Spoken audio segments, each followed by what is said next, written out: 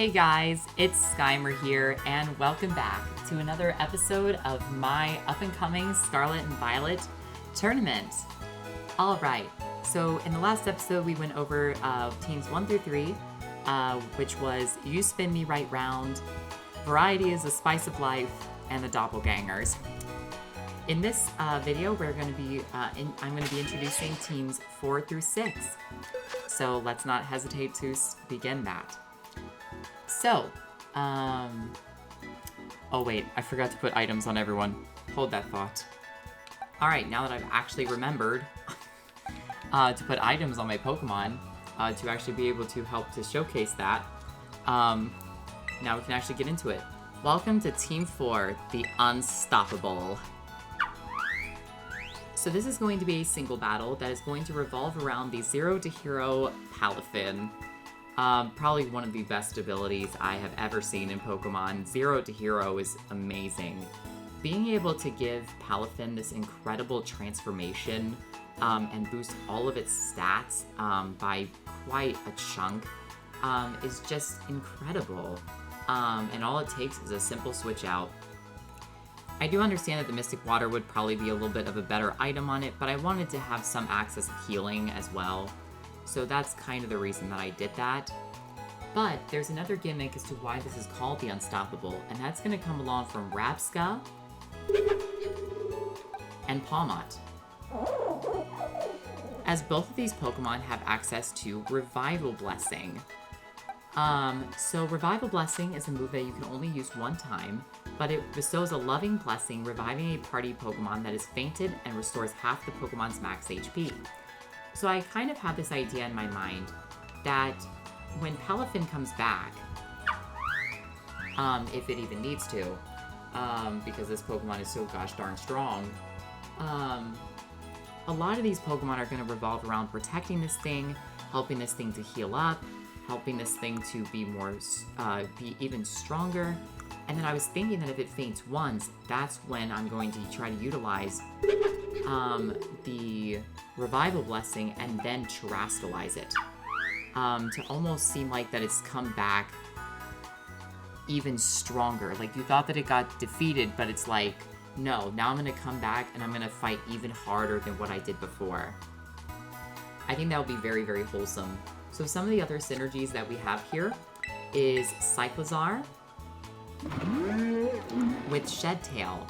Being able to switch it back into that hero form, but then hide it behind a substitute, I think is going to be a very fun thing to try. It'll give it a free switch in without any fear.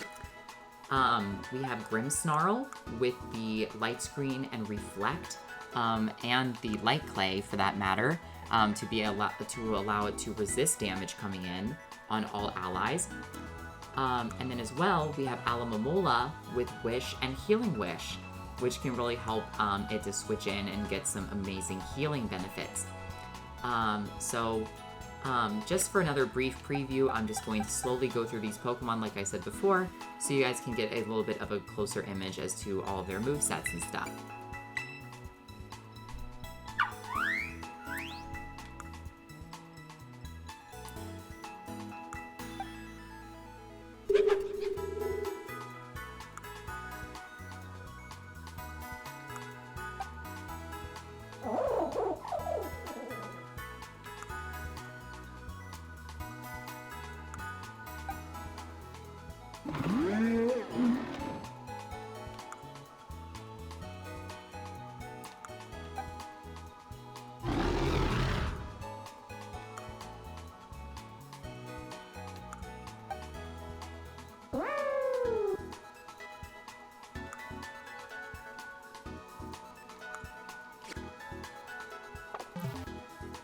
Alright, and without further ado, let's head on to team number 5.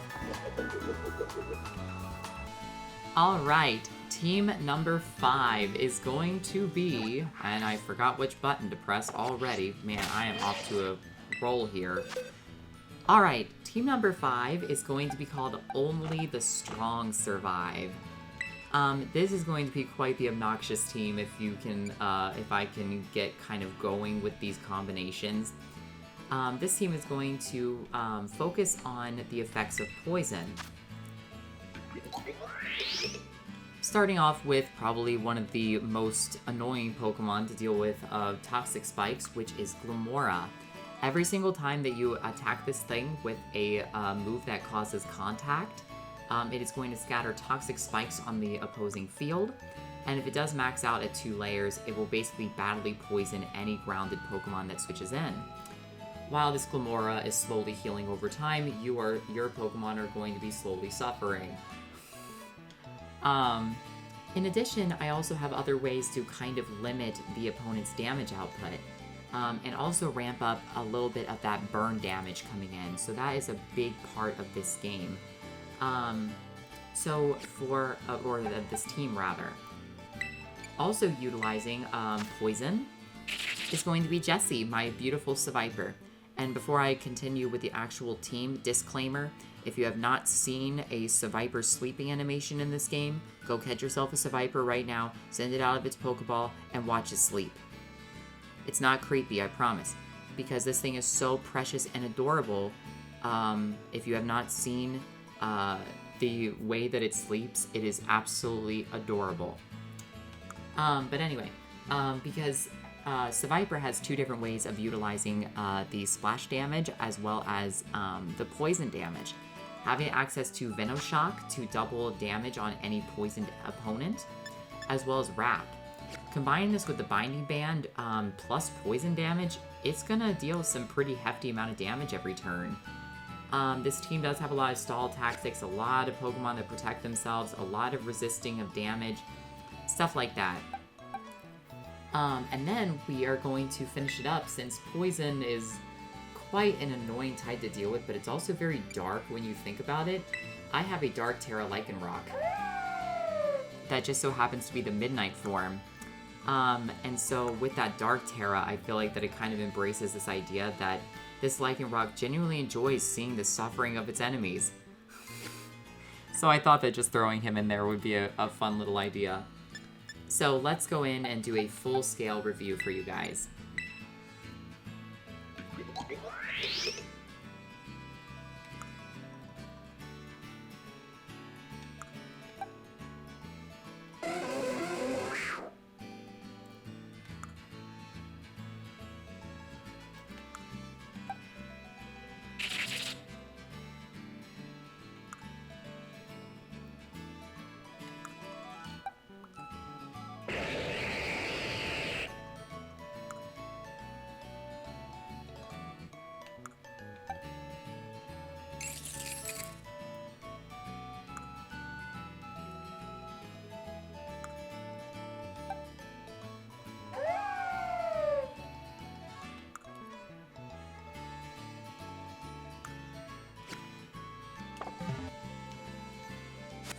It's getting late already in this game. Are you serious? I've been recording for probably 25 minutes and it's already getting dark.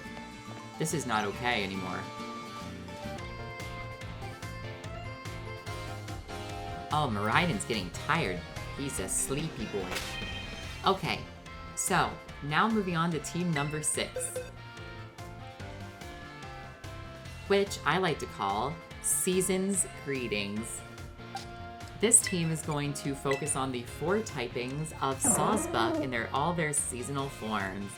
And I really wanted their items to their held items to actually represent something of the color or the type of the season itself. So I have the Akaberry to match the Sawsbuck's beautiful leaves on its antlers. The winter one has the snowball. Yes, I know, it's a meme. The spring one has the miracle seed, as flowers and plants are just starting to bloom in the spring again.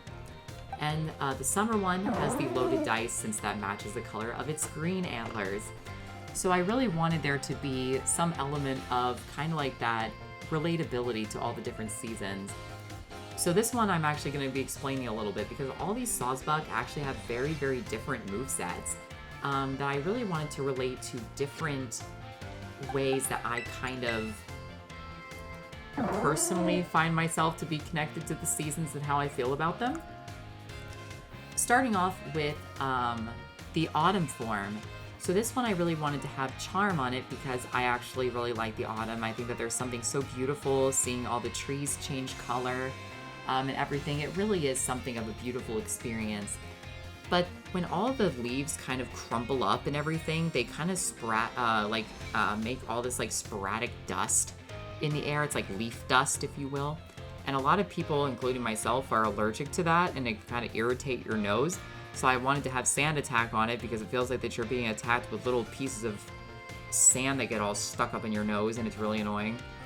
And Megahorn is kind of in a relation to all of the bugs that begin to migrate during the autumn. When it starts to get a little bit colder, a lot of bugs tend to migrate or start to go into, not here. When it's autumn, they're like, I'm out. The sun's not here, so I'm not going to be here anymore. For the winter form, I really wanted there to be dig in reference to an American holiday, which is Groundhog Day. And, they dig in the ground. And then Grass Knot is actually in quite a relation to the factor that to the evergreen trees that do not lose their leaves during the winter. It's a relation that nature and greenery and foliage is still very much a thing to evergreen trees during the winter. They will not lose their leaves. And then Double Kick is in a relation to the fact that I don't like driving in snow and I just want to kick it off to the side off the road and say, why are you here? You shouldn't be here.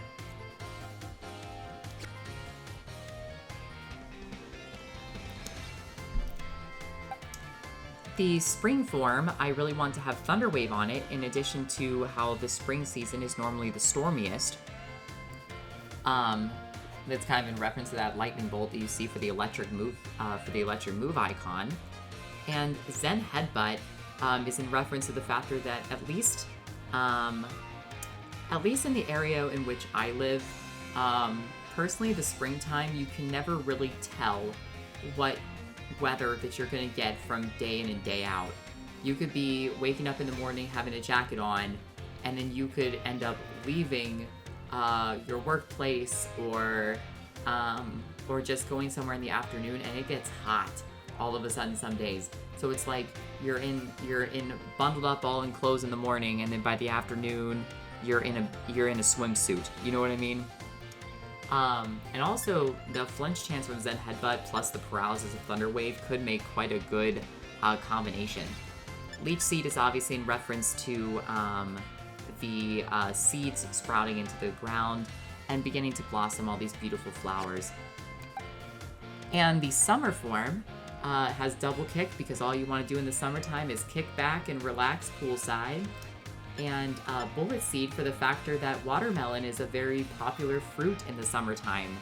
And watermelons are known to have a huge amount of seeds that you just want to spit out because the texture's weird, and no to watermelon seeds. But and I know that with having a lot of normal and grass type Pokemon, there's a lot of weaknesses for a normal grass typing. So I wanted to bring in Ceruledge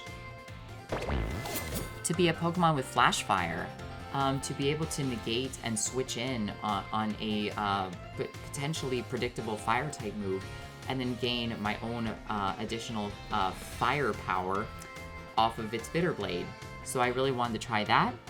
And then I have a Medicham, which has a moveset that's based on the fact that no matter what the season is, we have 4 elements that allow us to keep going day to day: air, water, earth, and fire. So I wanted to have a move from 4 different types to represent maybe not the 4 elements per se, but to represent that this world has 4 elements that we literally couldn't survive without. So one more quick read through for you guys, and then we're finished.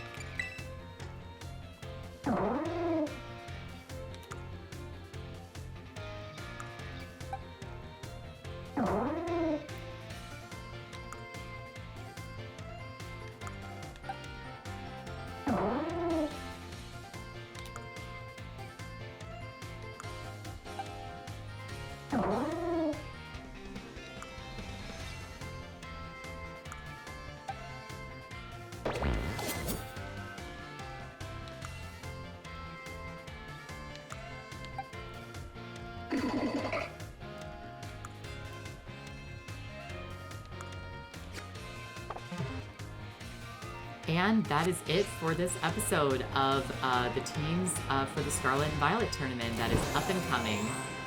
Thank you guys for watching. I'll see you guys hopefully in the next episode where we go over teams 7 through 9.